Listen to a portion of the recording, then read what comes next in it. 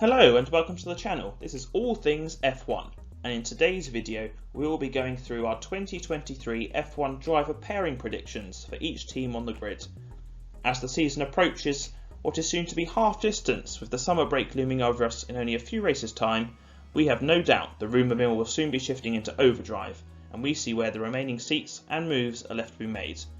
Let us know in the comment section down below your predictions and see if you agree with our take on what the 2023 F1 grid may look like. So here are the 20 drivers currently on the grid, occupying each seat for their respective teams. 11 of the 20 drivers are already confirmed and have contracts signed ready for next year, with many even extending beyond then. So working through them in order, first we have the two Mercedes drivers who both have contracts running until the end of 2024. And we wouldn't be surprised if these don't get renewed beyond the end of that date, given how well the pairing is performing for the team at the moment. Next we have Max Verstappen, who has signed a multi-year deal after sealing the 2021 Drivers' Championship, keeping him at the Red Bull team until at least 2028. Alongside Verstappen is Sergio Perez, who will be staying put for another 2 years after signing his contract extension shortly before his Monaco GP win last weekend.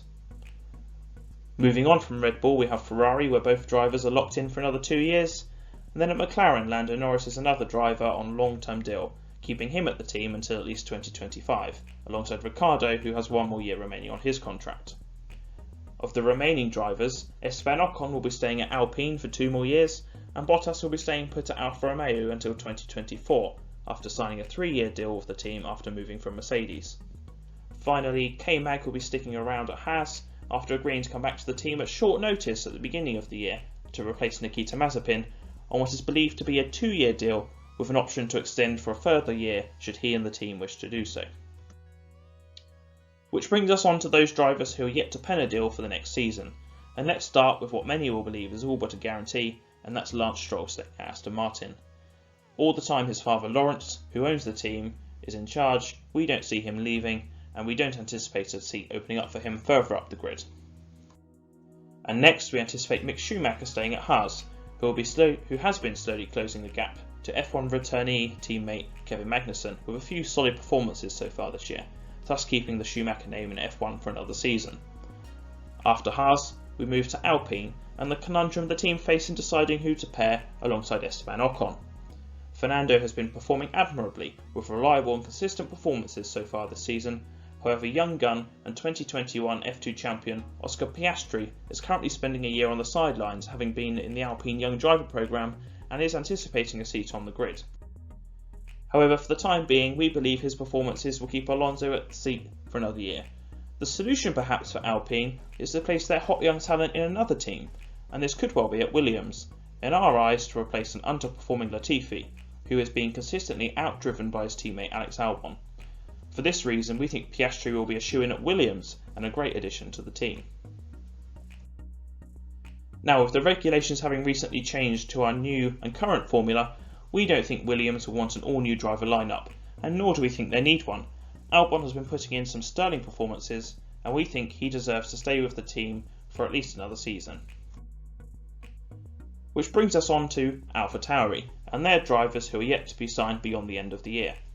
After ironing out the mistakes seen in his rookie season and slowly closing the gap to his more experienced teammate, we think Yuki Tsunoda will stay put and remain with the team under their young driver programme. This then brings us on to Pierre Gasly and what will happen with his future. So now Verstappen and Perez are pinned down for another 2 years, there won't be an opening at the parent team for him to be promoted to, which begs the question regarding where else he could move. And we think the answer lies in rumours that were circulating in the F1 paddock during the Monaco Grand Prix weekend, where it's revealed there are potentially break clauses in Danny Ric's contract at McLaren should he continue to significantly underperform compared to his teammate and the car's potential. Having said that, Ricciardo hasn't become a bad driver over the course of one season and is a certified race winner on merit, having raced and matched the best Red Bull F1 drivers in recent history in the form of Vettel and Verstappen as teammates in seasons gone by. Now, if Ricciardo is retained by McLaren until the end of his contract, then we think Gasly will have to stay put. And with Gasly staying put, we would predict Zhou staying in place at Alfa Romeo and Vettel re-signing with Aston Martin to continue to try and build the team into a solid midfield runner and close the gap to the front teams following recent investment with new facilities coming online soon. Now this doesn't make for a very exciting prediction other than Piastri replacing a struggling Latifi. Not much has changed, and I wouldn't be surprised if this is how things play out. However, let's play devil's advocate and say McLaren do not retain Ricciardo's services for another year and do trigger the break clause in his contract. This could lead to a domino effect of moves in the driver market that we think would be quite exciting and may play out something like this. Let's say Ricciardo leaves McLaren, which opens up a seat in an ambitious team which will be targeting race wins in the not too distant future. A perfect match for Pierre Gasly, who himself is a race winner, having won in Monza in 2021, and offers him an exit from the Red Bull stable to revitalise his career. A perfect fit in our eyes. This leaves Ricciardo on the market and looking for a drive. And it may leave another driver yet to renew their contract with some food for thought. If Ricciardo does get released from his McLaren contract, we think Sebastian Vettel may consider moving to Alfa Romeo to partner Valtteri Bottas, and here's why we think this makes sense. Vettel is nearing the end of his career, albeit a very successful career, but he doesn't have time to wait around for Aston Martin to come good, a team who have only slipped further back this season and don't look like making significant progress just yet. Instead, Vettel could move to Alfa Romeo, have a more competitive car in the short term, and what would be a solid and experienced lineup for the Alfa Romeo team. Ultimately, we think this would pave the way for Zhou's exit, as we think Ricciardo may be a good fit to replace Vettel at Aston Martin and play more of a role in their long-term ambitious goals, helping develop the team whilst also getting a fresh start to reinvent himself.